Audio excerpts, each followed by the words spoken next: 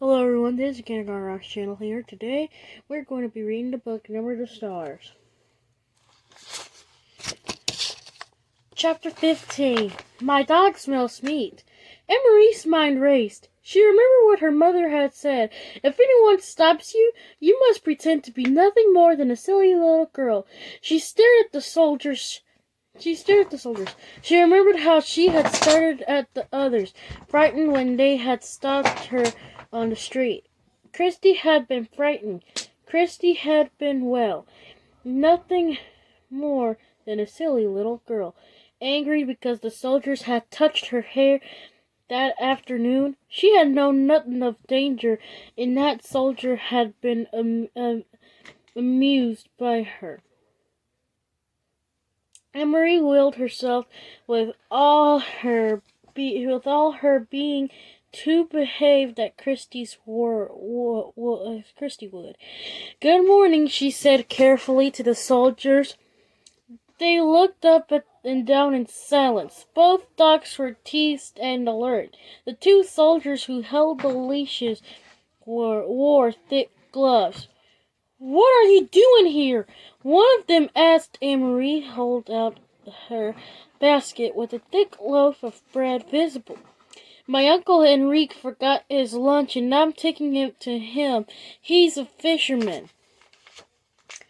The soldiers were looking around. Their eyes glanced behind her and scanned their bushes on either side. "Are you alone?" one asked. Emery nodded. "Yes," she said. One of the dogs growled, but she noticed that both dogs were looking at the lunch basket.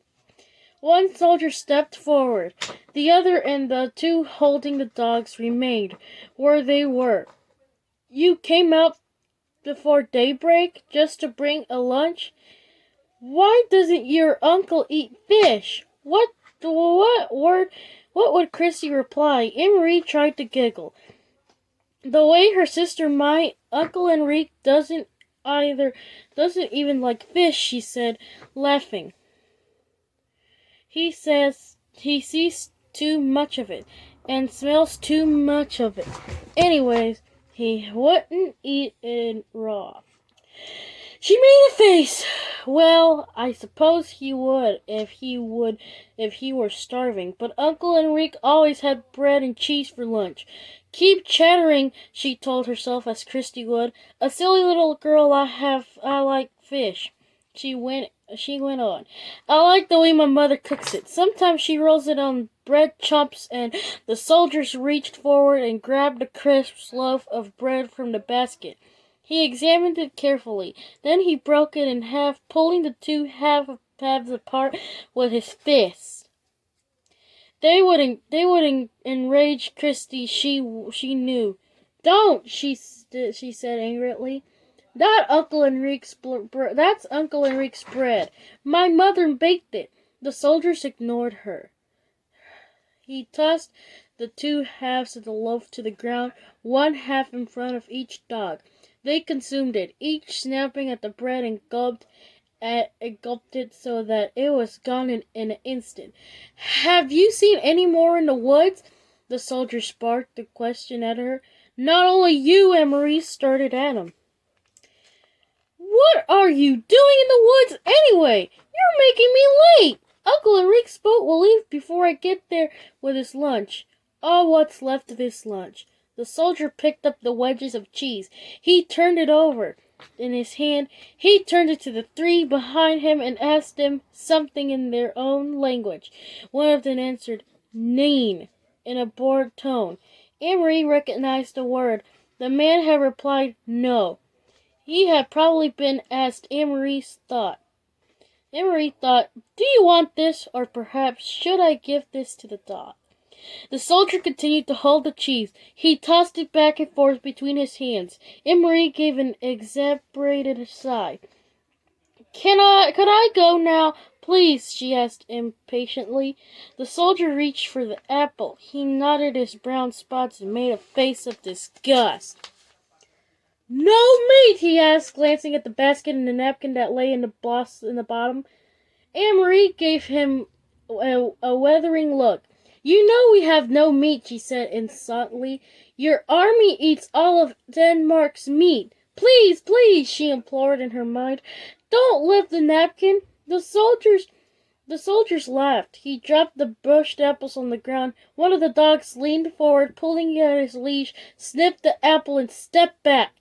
Both dogs still looked intently at the basket, their ears alert, their mouth open, saliva gustling on their smooth pink gums. My dog smells meat, the soldier said.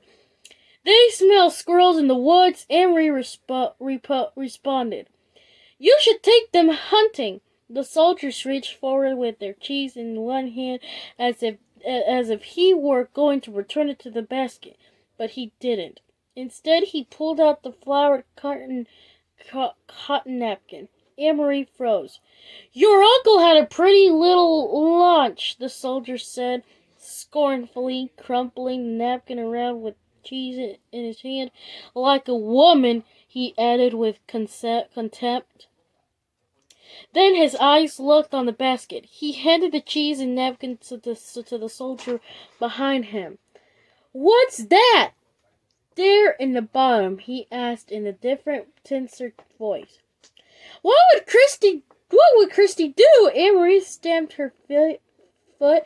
Suddenly, to her own surprise, she began to cry. I don't know, she said, her voice choked.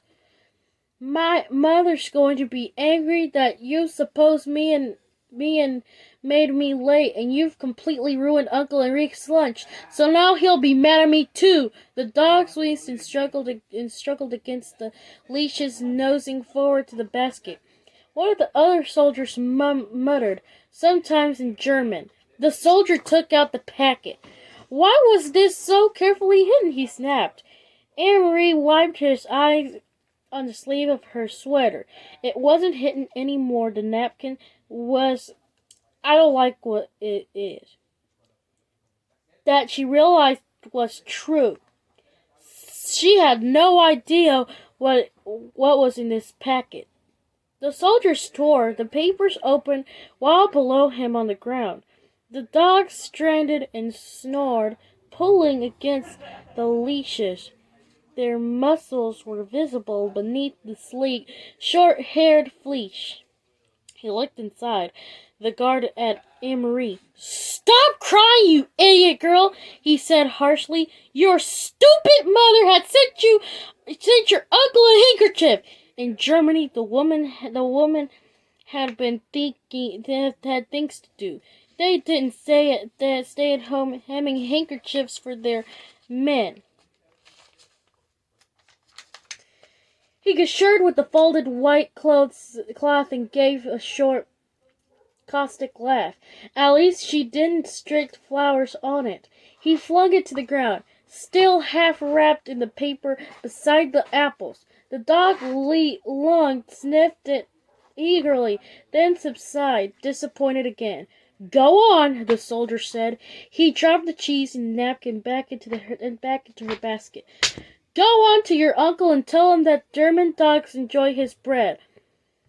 All the soldiers pushed past her. One of them laughed, and they spoke to each other in their own language. In a moment they had disappeared down the path in the direction from where Anne-Marie had just come. Quickly she picked up the apples in the open packet with a white handkerchief inside. She put them in a basket and ran around the bend towards the harbor, where the morning sky was now bright with early sun, and some of the boat engines were starting their straightened in. The Ingeborg was still there by the dock, and Uncle Enrique was there, his light hair wind-blown and bright as he knelt by the nets. Anne-Marie called to him, and he came to the side, his face worried when he recognized her on the dock. She handed the basket across. Mama sent your lunch, she said, her voice quavering. But soldiers stopped me, and they took your bread. She didn't dare to tell him more. Enrique glanced quickly into the basket. She could see the look of the relief on his face and knew that it was because he saw that the packet was there, even though it was torn open. "Thank you," he said, and the relief was evident in his voice. Anne-Marie looked quickly around the familiar small boat. She could see down the passageway into the empty cabin. There were no signs of the Rosens or the others. Uncle Eric followed his eyes in her puzzled look. All is well," he said softly. "Don't worry. Everything is all right." "I wasn't sure," he said. But now he eyed the basket in his hand. "Because of you, Anne-Marie, everything is all right. You run home now and tell your mama not to worry. I will see you this evening." He grinned at her suddenly. "They took on my bread, he said. "I hope they choked on it." We'll be right back after this short little break. Chapter 16. I will tell you just a little. "Poor Blossom," Uncle Eric said, laughing after dinner that evening. "It was bad enough that your mother was going to milk her after all these years of city life, but Anne-Marie, to do it for the very first time, I'm surprised Blossoms didn't kick you." Mama laughed too. She sat in a comfortable chair that Uncle Eric had moved from the living room and placed it in the corner of the kitchen. Her leg was in a clean white cast and knee was on a footstool. Anne-Marie didn't mind that laughing. It had been funny when she had arrived back at the farmhouse. She had a long run in the roads to avoid the soldiers who might still be in the woods. Now, carrying nothing, she was in no danger. Mama and Christy were gone. They wrote a note, hastily written from Mama, that the doctor was taking her in his car to the local hospital, that they would be back soon. But the noise from Blossom, forgotten, unmilked, uncomfortable in the barn, had set. Anne-Marie wearily out with the milking bucket. She had done for best, trying to ignore Blossom's interrupted snorts and tossing heads, remembering how Uncle Enrique's hands had worked with a firm, rhythmic pulling motion, and she had milked. "I could have done it," Christy announced. "You only have to pull it and squirts out." "I could do it easily." Anne-Marie rolled her eyes. "I'd like to see you try," she thought. "Is Ellen coming back?" Christy asked, forgetting the cow after a moment. She said she'd make a dress for my doll. Anne-Marie and I would help you make a dress, Mama told her.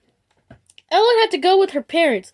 Wasn't that a nice surprise that the Rosens came last night to get her?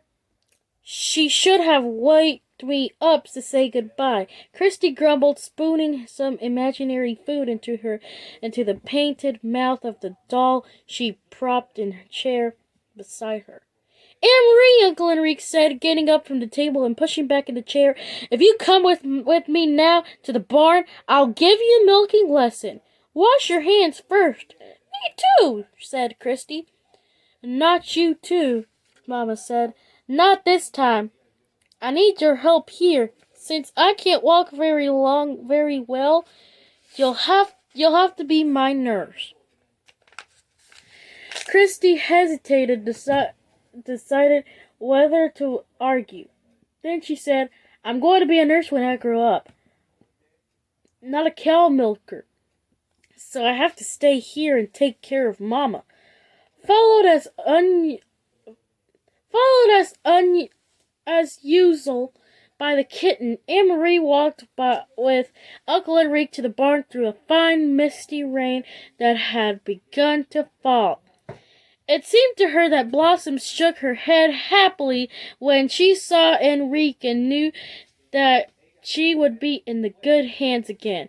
She sat on a stacked hay and watched while he milked. But her mind was not on the milking. "Uncle Enrique," she said, "where are the Rosens and the others? I thought you were taking them to Sweden on your boat." "But they weren't there. They were there," he told her. leaning forward against the cow's board side. You should know this. You remember that I told you it was safer not to know. But he went on as his hands moved with their sure and practiced motion. I will tell you just a little, because you were so very brave. Brave? Emery asked, surprised. No, I wasn't. I was very frightened. You risked your life, but I didn't even think about that. I was only thinking of... He interrupted her, smiling. That's all the brave means. Not thinking about the dangers, just thinking about what you must do. Of course you were frightened. It was too today, but you kept your mind on what you had to do. So did I. Now let me tell you about the Rosens. Many of the fishermen have built hidden places in their boats. I have too. Down underneath, I have only to lift the boards in the right place, and there is room to hide a few people. Peter and others in the resistance who worked with him bring them to me, and to the other fishermen as well. They are people who have them and help them along the way to Julie. Emery was startled. Peter is in the resistance. Of course I should have known. He brings Mama and Papa the secret newspaper, the Frise d'Aziz, and he had always seemed to be on the move. I should have figured it out myself. Is he a very, very brave young man? Uncle Eric said. They all are. Emery frowned, remembering the empty boat that morning, where the Rosens and the others there. Then underneath, when I brought the basket, Uncle Eric nodded. I heard nothing, Emery said. Of course not. They had to be absolutely quiet for many hours. The baby was drugged so that it wouldn't wake and cry. Could they hear me when I talked to you? Yes! Your friend Ellen told me later that they heard you, and then heard the soldiers who came to search the boat. Anne-Marie's eyes widened. Soldiers came, she asked. I thought they were the other way after they stopped me. There are many soldiers in Julie and all along the coast. They're searching all the boats now. They know that the Jews are escaping, but they are not sure how, and they rarely find them. The hiding places are carefully concealed, and often we pile dead fish on the deck as well. They hate getting their shiny boats dirtied. He turned his hand toward and he grinned. Anne-Marie remembered the shiny boats, but comforting her on the dark path. Uncle Enrique, she said, I'm sure you are all right that I shouldn't know everything, but please, would you tell me about the handkerchief? I know it was important to pack it, and that's why I ran through the woods to take it to you, but I thought maybe it was a map. How could a handkerchief be important? He set the filled pail aside and began to wash the cows under with the damp clothes. Very few people know about this. Anne-Marie, he said with a serious look, but the soldiers are so angry about the escaping Jews and the fact that they can't find them. They have just started using training dogs. They have dogs? The ones who stopped me for the path? Uncle Eric nodded. The dogs are trained to sniff about and find where people are hidden. It happened just yesterday on 2 boats. Those damn dogs! They go right through dead fish to the human secret! We're all very, very worried. We thought it meant the end of the escape to Sweden by boat. It was Peter who took the problem to scientists and doctors. Some very fine minds had worked night and day trying to find a solution. and they had created a special drug. I don't know what it is, but it was in the handkerchief. It attracts the dogs, but when they sniff at it, it ruins their sense of smell. Imagine that. Anne-Marie remembered how the dogs had lunged at the handkerchief, smelled it, and then turned away. Now, thanks to Peter, we will each have such a handkerchief. Each boat captioned, "When the soldiers board our boats, we were simply pulled the handkerchief out of the pockets. The Germans will probably think we all have bad colds." About sniff the handkerchief, we are holding in the Rome, the boat, and find nothing. They will smell nothing. Do they bring dogs to your boat the morning? Yes, no, not 20 minutes after you have gone. It was about to pull away from the dock when the soldiers appeared and ordered me to halt. They came aboard, searching, found nothing. By then, of course, I had the handkerchief. If I had not, well, his voice trailed off, and he didn't finish the sentence. He didn't need it, and he didn't need to. If she had not found the packet where Mr. Rosen had dropped it, if she had not run through the woods, if the soldier had taken the basket, if she had not reached the boat in time, all of the ifs whirled in Anne-Marie's head. "They are safe in Sweden now," she said. "You're sure?" Uncle Eric stood and patted the cow's head. I saw them ashore. There were people waiting to take them to shelter. They're quite safe there. But what if the Nazis invade Sweden? Will the Rosens have to run away again? That won't happen, for reasons of their own. The Nazis want Sweden to remain free. It is very complicated. Anne-Marie's thoughts turned to her friends, holding under the deck of the Ingeborg. It must have been awful for them. So many hours there, she murmured. Was it dark in the holding place? Dark and cold and very cramped, and Mrs. Rosen was seasick, even though we were not on the water very long. Is it a short distance? As you know, but they are courageous people, and none of that mattered when they stepped ashore. The air was fresh and cool and sweetened. The wind was blowing. The baby was beginning to wake as I said goodbye to them. I wonder if I will ever see Ellen again. Anne-Marie said sadly, "You will, little one. You saved her life. After all, someday you will find her again. Someday the war will end."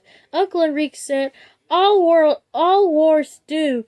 Now then," he added, stretching, that was quite a milking lesson, was it not?"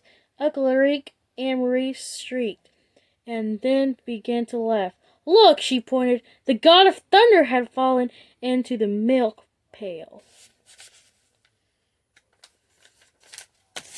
Well, guys, I hope you enjoyed chapters